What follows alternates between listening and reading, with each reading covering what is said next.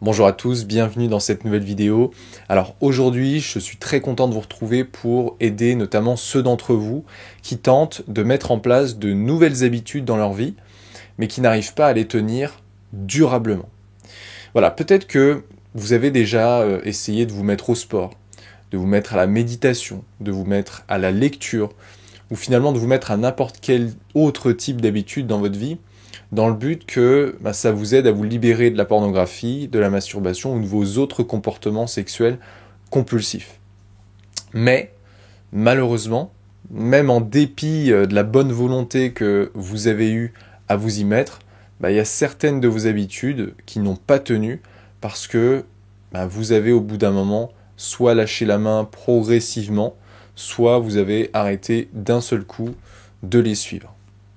Donc, dans cette vidéo, je vais tenter de vous faire comprendre pourquoi est-ce que vous n'avez pas réussi à tenir ces nouvelles habitudes, en vous partageant déjà les 5 erreurs principales qu'on fait en fait souvent lorsqu'on veut mettre en place de nouvelles habitudes.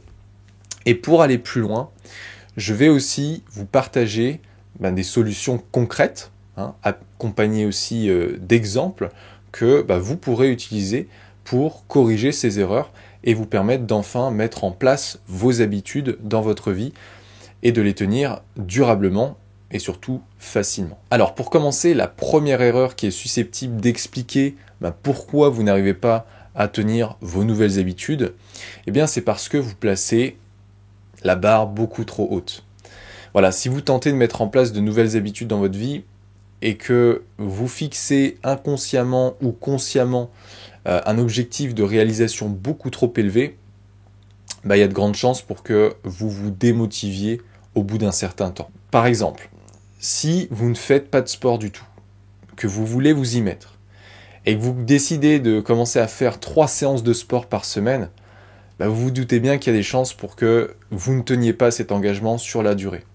Parce que incorporer 3 séances de sport par semaine alors que vous n'en faisiez pas du tout, c'est possible que ce soit un peu trop lourd, que ce soit un peu trop stressant, que ce soit un changement trop brutal pour votre mode de vie. Et là, je pourrais vous dire du coup, faites plutôt une séance, mais sachez que même une séance de sport par semaine, pour certaines personnes, je pense notamment aux personnes qui travaillent tous les jours, du moins 5 jours sur 7, voire plus, assises devant un PC ou assises dans un bureau, mais en fait, ça peut être déjà une séance de sport très très challengeant. Ça peut demander déjà beaucoup d'efforts mental. Donc pour résoudre ce problème, je vous invite donc à diminuer vos exigences envers vous-même à partir d'un niveau plutôt faible, d'un niveau atteignable, d'un niveau raisonnable pour vous engager dans la mise en place de votre nouvelle habitude. Si on reprend l'exemple précédent, déjà, au lieu de chercher à faire 3 séances de sport, pourquoi ne pas commencer seulement par faire une séance de sport par semaine? Voilà, tout simplement. Et si même une séance de sport, c'est encore trop challengeant, pourquoi ne pas commencer par quelque chose encore d'un niveau en dessous? Par exemple, la marche. En faisant, une petite balade de 10, 20, 30 minutes chaque jour, selon comment vous le sentez. Alors, il y en a qui peuvent rire quand je parle de balade, ça peut sembler con d'ailleurs faire une balade, mais en fait, à mon sens, c'est vraiment une activité physique qui est essentielle, notamment, comme j'ai dit, pour toutes les personnes qui ont un mode de vie sédentaire, autrement dit, qui se déplacent physiquement très peu durant leur journée. Par exemple, pour ma part, je me fais 1 à 2 balades par jour, et j'essaye environ de marcher 10 000 pas par jour, j'ai mon petit podomètre là pour m'aider, parce que j'adore marcher déjà, dans la nature, que ce soit en écoutant la nature, que ce soit en écoutant de la musique inspirante, ou bien des livres audio, mais aussi parce que je suis entrepreneur et je passe mes journées devant mon ordinateur. Donc en fait, la marche, j'en fais autant parce que j'aime ça, que par besoin physiologique, parce qu'à rester trop souvent assis, mon corps, au fur et à mesure des journées, en fait, ça m'envoie des signaux de stress, ça me demande de bouger de l'intérieur. Ceux qui travaillent devant un ordinateur toute la journée sauront de quoi je parle. La seconde erreur qui pourrait expliquer que vous ne tenez pas vos habitudes, Eh bien, c'est peut-être parce que vous suivez une mauvaise stratégie d'implémentation. Alors, vous savez, mettre en place une nouvelle habitude, ça se fait pas de manière, comme ça, là, de manière aléatoire, sans stratégie concrète et logique, parce que dans ce cas, vous allez risquer de ne pas faire reposer l'implémentation de votre habitude sur des bases solides qui vont vous permettre de tenir votre habitude dans la durée et potentiellement aussi de la faire évoluer ensuite.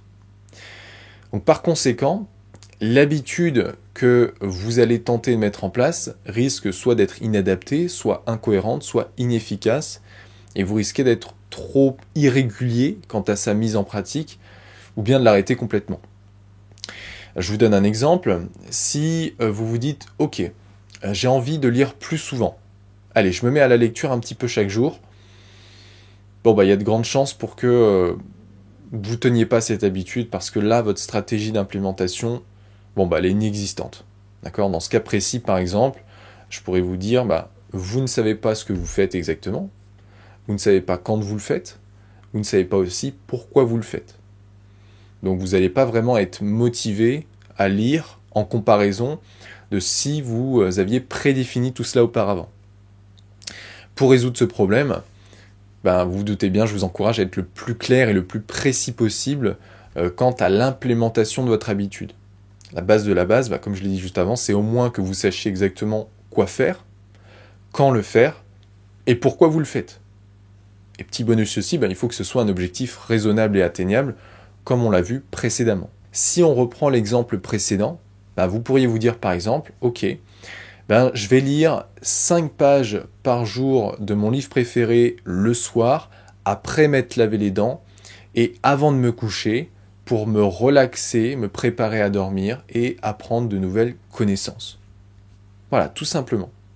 Et en affinant de cette manière, en précisant la clarté de votre objectif d'implémentation de votre habitude, je vous garantis que vous aurez beaucoup plus de facilité à vous engager à suivre votre habitude et ce de manière durable. La troisième erreur, c'est peut-être parce que vous essayez probablement de tout faire d'un coup.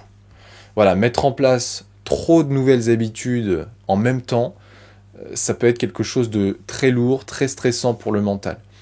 D'autant plus si vous faites certaines des erreurs précédentes dont on a déjà parlé. Alors je vous donne un exemple. Si du jour au lendemain, vous décidez comme ça de démarrer votre journée avec une routine matinale au top, là vous décidez le matin de vous lever avec une douche froide, puis vous entraîner avec une séance de sport, puis faire une séance de méditation, puis faire une séance de lecture. Bon là vous risquez de tenir peut-être quelques jours et après c'est terminé, je vous le garantis. Donc encore une fois, calm down, je vous invite à pas aller trop vite, à baisser vos exigences et à y aller progressivement en vous focalisant sur l'implémentation de une, voire 2 grands max habitudes, jusqu'à temps qu'elles soient relativement bien ancrées dans votre mode de vie, pour ensuite les faire évoluer, ou bien décider d'en incorporer de nouvelles dans votre mode de vie. D'accord ? Donc pour reprendre l'exemple précédent, au lieu de mettre en place une douche froide, une séance de sport, une séance de méditation, une séance de lecture, commencez d'abord par tenir 3 semaines une seule de ces habitudes, et une fois seulement, vous pourrez réfléchir à incorporer dans votre routine matinale une seconde habitude saine. La 4e erreur, c'est tout simplement parce que votre mode de vie subit trop de variations. Vous savez, être souvent en déplacement, changer souvent d'environnement, avoir des horaires décalés d'une semaine à l'autre, ça peut parfois poser problème lorsque l'on veut implémenter de nouvelles habitudes, parce que finalement, en fait, notre cerveau, il a quand même besoin de stabilité pour ça. Il a besoin de prendre ses marques, prendre ses repères dans son environnement pour ancrer ses apprentissages, ancrer ses schémas neuronaux de manière optimale.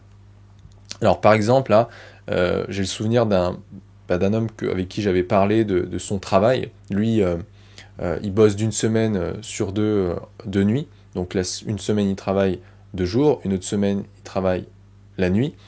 Et en fait, il s'est rendu compte qu'il avait des difficultés à mettre en place ces nouvelles habitudes. Et en fait, avec un tel rythme de vie, c'est évident en fait d'avoir des difficultés à trouver une forme de régularité dans la mise en place de nouvelles habitudes parce que, en fait, à la base du mode de vie, il y a déjà une forme d'irrégularité.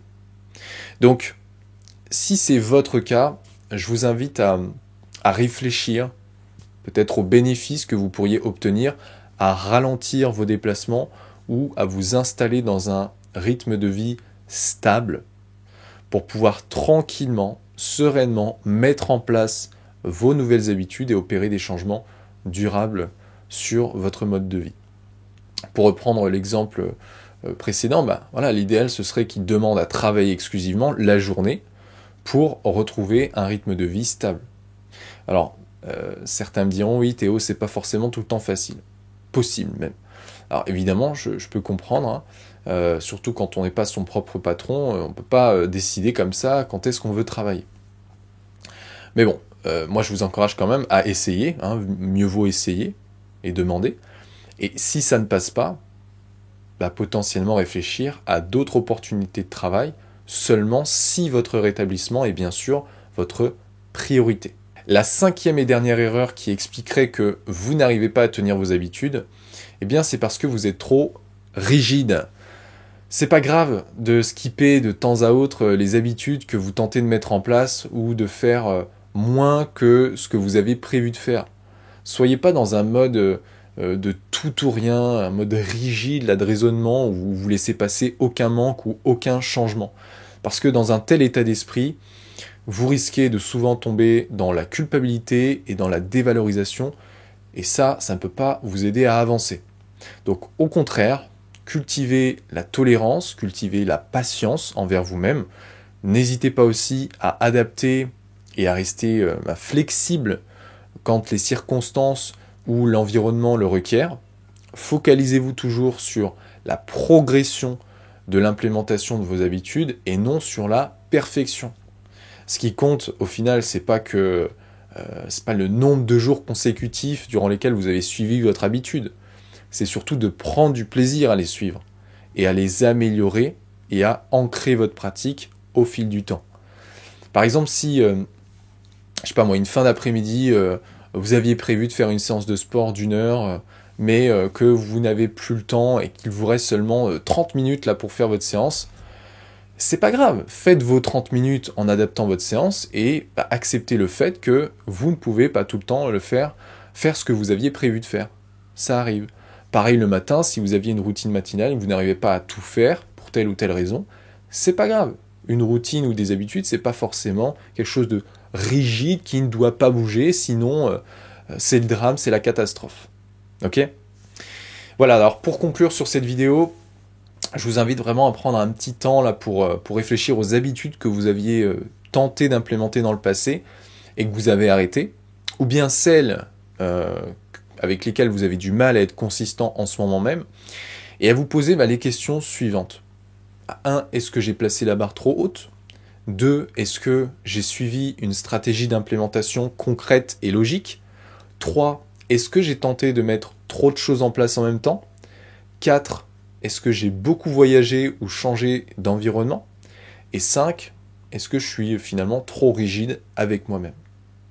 Voilà, n'oubliez pas aussi que tout ce que je vous ai dit dans cette vidéo, c'est pas forcément à prendre au pied de la lettre, d'accord ? Peut-être que vous avez déjà mis en place de nouvelles habitudes dans votre vie en commettant les erreurs que je vous ai partagées.